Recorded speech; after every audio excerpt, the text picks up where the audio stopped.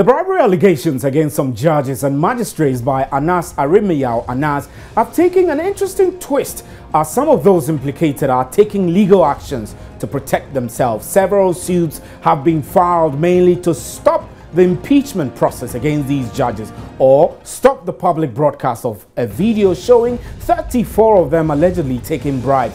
However, on the back of all of these court suits is a fundamental argument, and which is the unconventional methods of gathering the evidence against them, as done by Anas, is illegal and not admissible in law. Are there any ethical infractions on the part of Anas? What is permissible by the rules of journalism? Can Anas still make a case for using unconventional or illegal methods to uncover shady deals? This is today's big story with me, Stephen Enti.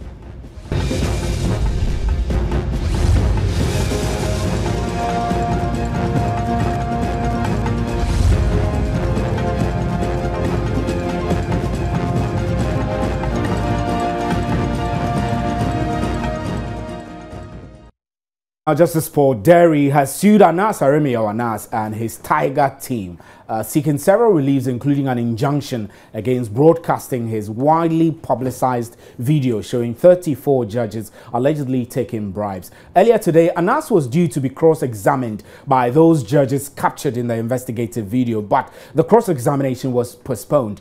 Kwachi Afre Nuyama caught up with lawyer Charles Bentum, who represents some of the judges. Our expectation was that the committee was going to halt further proceedings in the inquiry by reason of the injunction application that was filed yesterday and served on them yesterday. Indeed, today the inquiry was rescheduled, as they told us, because one panel member was absent.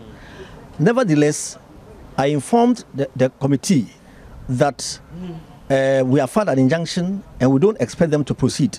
But the committee informed us that in spite of the filing of that application, they were going to go ahead with further proceedings. And so Friday, they are determined to go ahead. But, you know, if they do that, that will be an act of contempt. And what steps will you take? Indeed, when we get there, we'll cross the bridge. Would you consider filing contempt, application against them? We'll take further instructions from our client when we get there. And I understand that the committee has also said that even if you, the lawyers, legal representatives for these 14 circuit court judges and magistrates, fail to appear before them, they'll go ahead with proceedings. Well, as far as we are concerned, there is an application restraining them at all material time that we are talking. There's an application restraining them from further hearing of their inquiry. And until that application is disposed of one way or the other, our expectation is that they will not do any inquiry. And I've said that if they do that, that will be an act of contempt. And so let's wait for Friday. When we come, we will appear here. If they still are determined to go ahead, we'll take instructions from our client accordingly. Well, some have said that if you believe really your clients are innocent, that sort of thing, why simply not allow the process to go on? Indeed, we've made the point time and time again that you cannot put something on nothing and let it stand. The committee has no jurisdiction to hear this inquiry. And we are talking about law. The law regulating the employment of these magistrates and judges makes it clear that in such an event, it is a single high court judge or a judicial officer appointed by the Chief Justice, for that matter, that must do the inquiry. So if they constitute a panel, which is an illegal panel, certainly we don't expect us to take part in that proceedings. And so let the public know that the district courts magistrates and the circuit court judges are not running away from scrutiny, are not running away from justice, are not running away from any inquiry. They are prepared to submit themselves as long as the right things are done, the rule of law is followed, due process is followed. And this whole, how events have unfolded over the past few days, must certainly be taking a toll on them. Yes, they are in very bad shape. They are in very bad shape because the court of public opinion has prejudged the matter. They are being called thieves. They are being called criminals. They are being called all kinds of names. In the social media, people are calling for them to be jailed, and so on and so forth. So they are in a terribly bad shape. Their wives, their husbands, their children, their friends, their neighbors, everybody is looking at them with one eye or the other, and they are in terribly bad shape. Very, very bad shape. There have been reports that some of these judges even, are on suicide watch and all that. Any of your clients part of this? No, I don't know if any client of mine who has contemplated any such act of suicide, or I can't. It is not true. If you heard anything like that. But should this case be over, and finally from me, should all this matter come to an end, do you think that they can redeem their reputation? Oh yes. If this matter should end, the fact of the exoneration itself would be a very great relief, and it would be very much exonerating for the public to know that when they crucify them, it has turned out that they were innocent. It will be such a happy time, and I'll be so glad. So they will fight to redeem their reputation? Of course. That is why they've engaged lawyers to fight for them in court and everywhere that they have to, redeem themselves. Well, another High Court judge, Justice Justice Habib Logo, has filed a writ at the High Court challenging the impeachment process against him.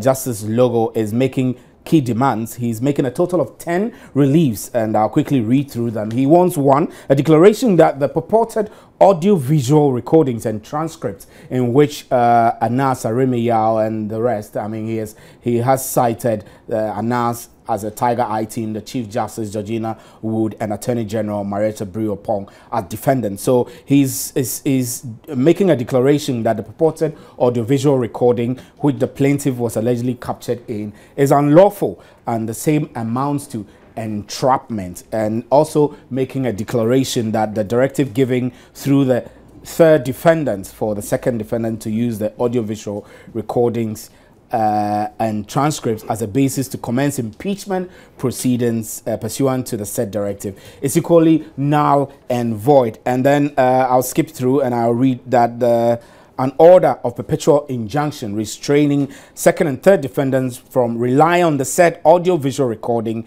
and transcript in any proceedings, however. Now, a critical question this evening is whether Anas's methods of collecting information against the judges, which is the matter at stake now, is admissible in law or is an infraction against any rules of journalism. I have in the studio Suleiman Barima, who is Executive Director of the Media Foundation for West Africa. We'll be discussing that. And then also we have on the telephone line David Agbenu, who is the General Secretary of the Ghana Journalists Association. David, good evening, sir.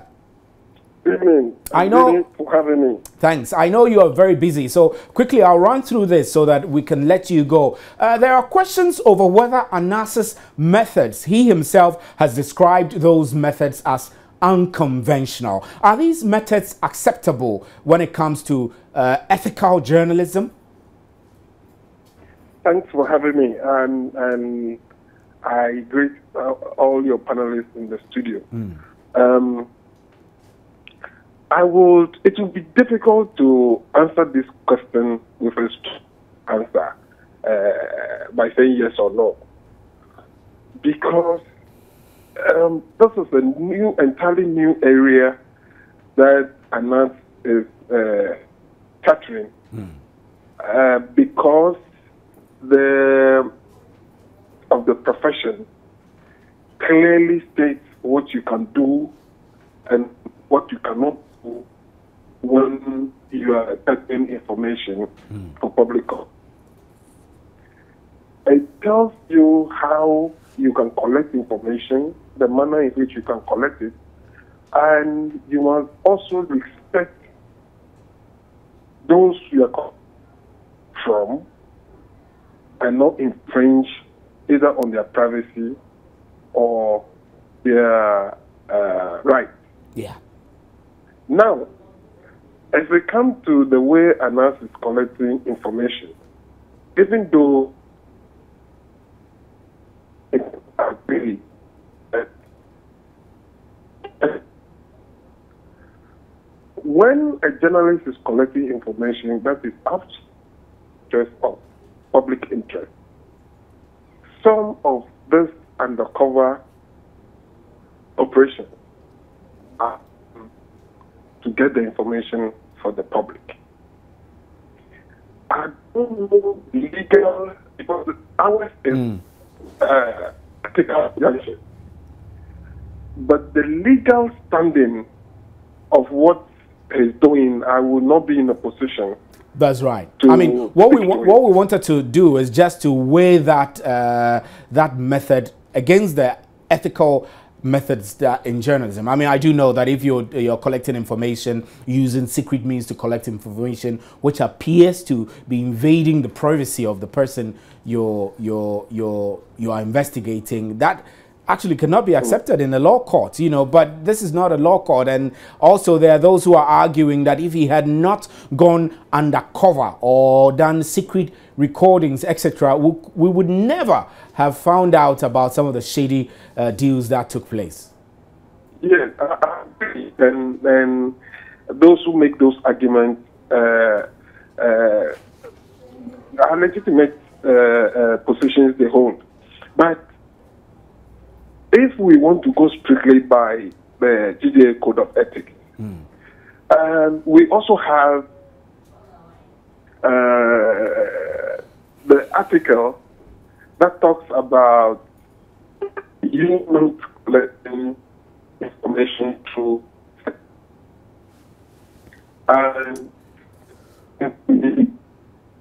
Right, I think that the telephone line is a bit bad. David, we'll try and re-establish contact with you so we can continue our conversation. You're breaking and it's not very audible for our audience to be able to hear. So let's return to the studio, Mr. Suleiman Barima. Great to have you at such a short notice. How are you, sir? Very well. Now, we're all talking about Anas today. And of course, there are lots of the things which he unveiled, which we would never have found out if he didn't go undercover to do that. And there are those who say his methods, as unconventional as they are relevant because it is through that we got to know what we know today. But should journalists be encouraged to keep on going on that tangent? Well, I think that as people always say, extraordinary interventions or initiatives sometimes would require extraordinary effort to bring them up. Now, for me, what is important is the result of what has been done. And I'm quite confident that if at the end of the day, whatever was to be put out was such that it doesn't merit the public or it doesn't serve the public's interest in any way, I doubt if Anas would have gone ahead to make this public. So for me, so long as the issue at stake serves the interest of the public, I think that we should be looking at the ultimate. Now, looking at this particular issue that we are all talking about, wouldn't we say this is of great service to our interest, to the interest of all of us? And in fact, even the judges themselves, those who have been implicated, I'm not saying that there is conclusion that it is true or they are guilty or not. But the point that I'm trying to make is that even those judges who have been implicated, where are they running to? They are running to the same courts. And I'm quite sure that they go there with the intent that they are going to seek fair hearing, justice, and the truth. And so if we have a situation where our courts, you know, are alleged to, some judges who sit at the courts are alleged to be doing the kinds of things that really do not lead to justice, then we should all be worried. And I think that at this stage, we should be looking at what is the result of this investigative work, rather than focusing so much on whether or not the information was collected, you know, through the because right you couldn't have done it with their consent. Exactly. That collect this money and let me film you and put it out there that you're corrupt. I know that this brings to the fore a lot of concern with invasion of privacy. I mean, with the availability of social media, and Anas has used social media extensively. For example, even though he was appearing before a committee for cross-examination, today he continued with the serialization of some of the evidence he has collected.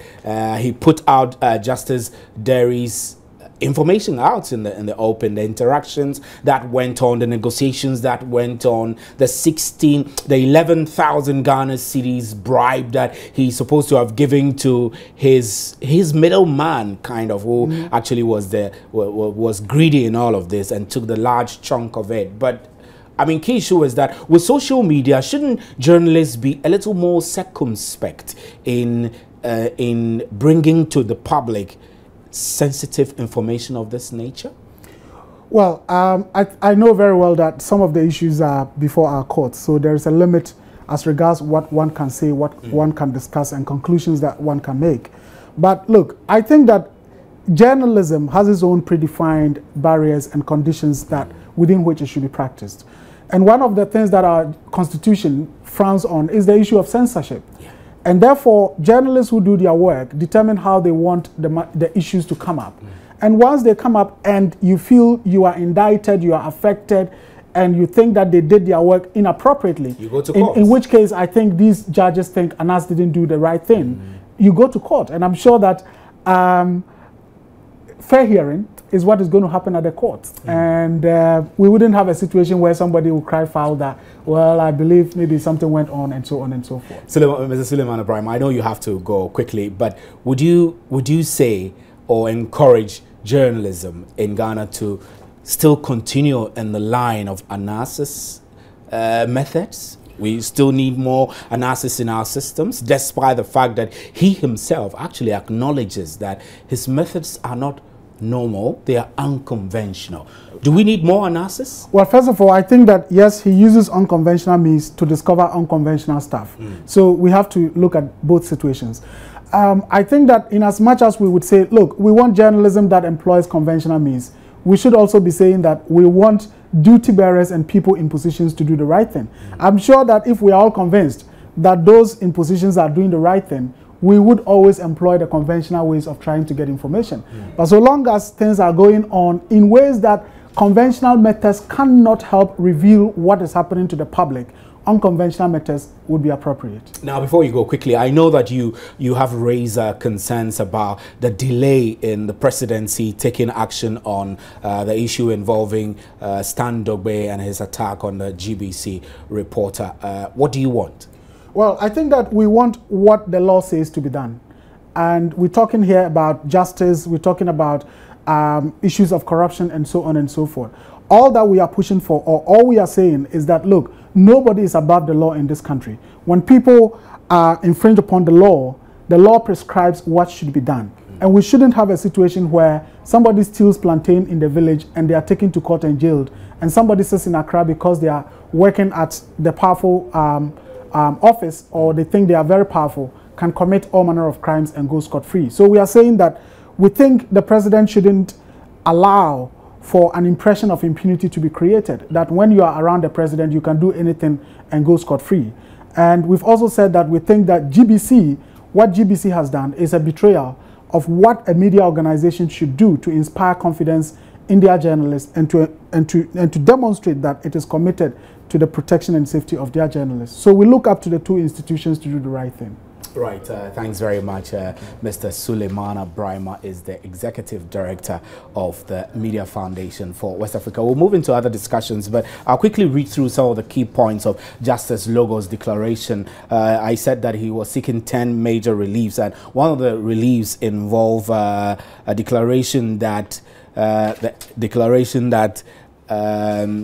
action taken by the second defendant pursuant to the said directive is equally null and void. They also want to say that any purported immunity granted by the third defendant to the first defendant is Chief Executive Officer Anas Arimiyao Anas is nullity. We don't have a lawyer to go through the details of all of these reliefs, but basically a lot of court actions are taking place with a view to stop the broadcast of this video capturing 34 judges alleged to be taking bribes.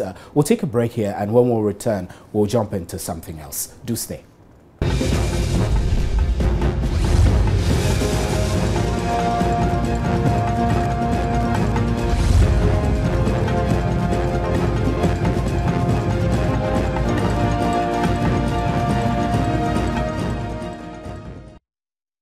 Now let's take a quick look at the latest CDD Afrobarometer on democracy in Africa. According to the study, democratic satisfaction remains vague, or I should say elusive, for many Ghanaians, many Africans, I beg your pardon. 46% of Ghanaian respondents, according to the study, said they feel the 2012 polls was free and fair. Our man Felix Akoyam has been poring over the latest Afrobarometer study and is here with some details. What can you tell us? Yeah, Steve, I mean, so this a research that was conducted by the CDD, which they call the Afrobarometer.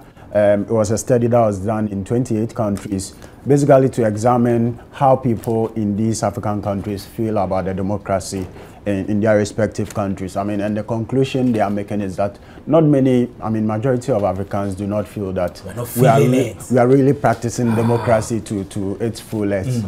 And the key, the cardinal points of this study include free and fair elections. They also looked at freedom of expression and right to association. I mean, narrowing it to Ghana, the people they spoke to, essentially about 46% of them said that they feel that the elections that we had in 2012 was held in a free and fair manner, meaning that the remaining 54% felt that it wasn't fair. It wasn't free.